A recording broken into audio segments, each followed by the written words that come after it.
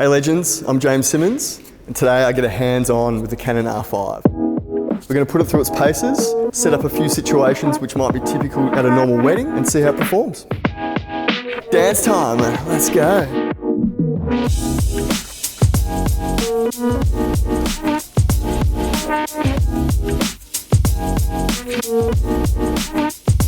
What I'm doing here is testing the continuous eye focus tracking on moving subjects, right? So we've got them dancing and we're testing to see the accuracy of that autofocus. So I'm shooting wide open to really test that.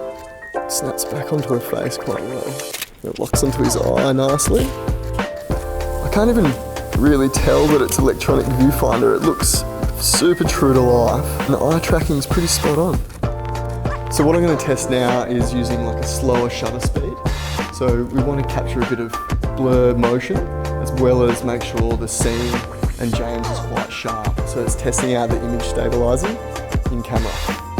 Just speed it up to 25th of a second. Pretty damn sharp. And that's at 25th of a second, handheld on the 50mm. Not bad, not bad, not bad. I want to test the low light situation now, I think. That's it, yeah, and just like tilt your heads in, kind of just sink into his nook. So now I'm going to test out the image stabilizer just in a low light situation, which we might get at a wedding, like at a reception, and just see how sharp we can get it wide open and at a 50th of a second. Look at the goods. Now I'm going to push the ISO all the way to 51,200. See what happens. So yeah, a little bit of noise, but that's usable for sure. Yeah, 51,200 ISO, what the hell. So I'm gonna test the autofocus tracking by like moving around with them while they dance and move around. So I'm probably gonna just be looking through the viewfinder in the back of the screen, but pretty much just YOLOing it. Just pointing at them, letting the camera do the work of all the focusing. So there we go.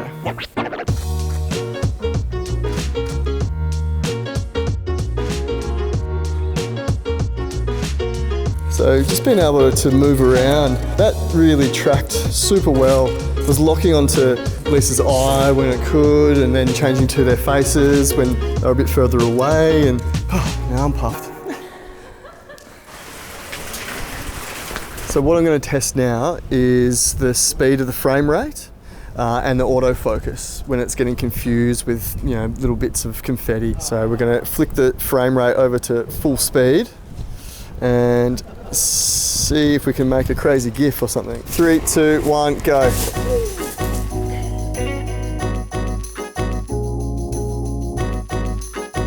I just took about 100 frames consecutively with no lag. The thing's a beast. All right, ready? 1, 2, 3, go.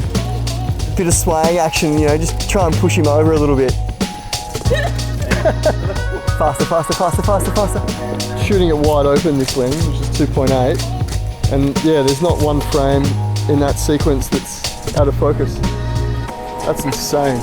So we're just going to test the autofocus and the frame rate again here, just with a bit of a fun shot. Something that happens at a lot of weddings, a little champagne celebration. 3200, f4. 400th of a second. Ooh. So we're also testing the weather sealing. Is that the cork? That's the cork. So that whole sequence, the guys are pin sharp. It's fantastic. Look at them. Just tuck into Lisa's ear, just into that little spot again. So I'm just using my single point focus here. And just want to get real close now. I can move this screen now. I can finally do these overhead shots and be like, yep, no worries, I've got this. How good's the screen not being able to do this? Love it.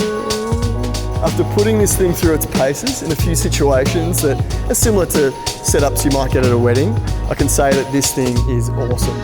It's nailing focus on moving subjects in low light with an incredible frame rate. So it's just going to be an all-round great camera to use at a wedding. I'll take 2.